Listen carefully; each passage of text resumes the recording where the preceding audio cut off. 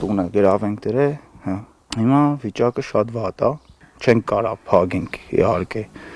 այս sense որ շարունակվի։ Արշալույսի Սամվելը տունը գրավ է դրել 18 միլիոն դրամ վարկ վերցրել, որ լոլիկի ջերմոց կառուցի։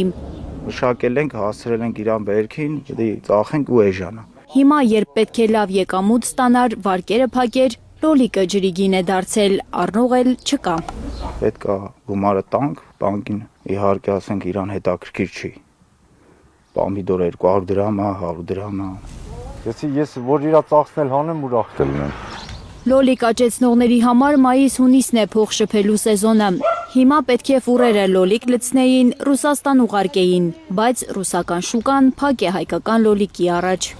Որ տանեին դուրս այդ հավրանքը տեսք լինի, կլուբնիկ էր այսօր էլ կայնած։ Դե կլուբնիկային ամանն էլ 1000 դրամ։ Կե ասենք Ռուսաստանն է հիմնական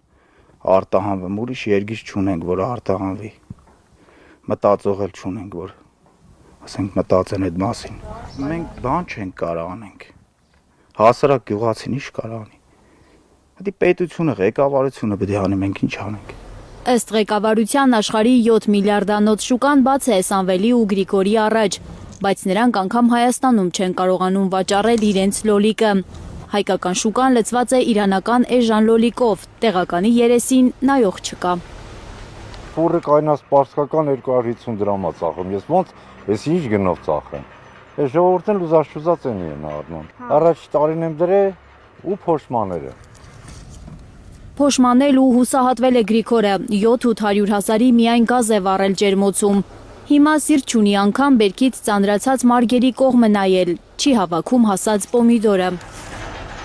Որ պիտի հավաքեմ ես լրիվ, հավաքում եմ մի շարք։ Տանում եմ 8 ящик, 7 ящик, որ գույնի կարողանամ գնով ծախել։ Տանեմ քան օր մնամ շուկան։ Լուծումներ կգտնենք վաղը մյուս օրը կասենք դրա մասին։ Էկոնոմիկայի նախարարը նորից է խոստանում ջերմոցհատերերին, կառավարությունը կօգնի վաճառել լոլիկը։ Լոլիկի էժանությունից բողոքող ֆերմերներին ասում է լավ է, միլիոնավոր մարդիկ էժան պոմիդոր կուտեն Հայաստանում։ Կառավարությունը կաջակցի բոլորին կաջակցի, որի արդյունքում բերքն էլ կիրացվի, մեր քաղաքացիներն էլ կգնեն այդ բերքը լավ գներով, գնանկում կունենանք,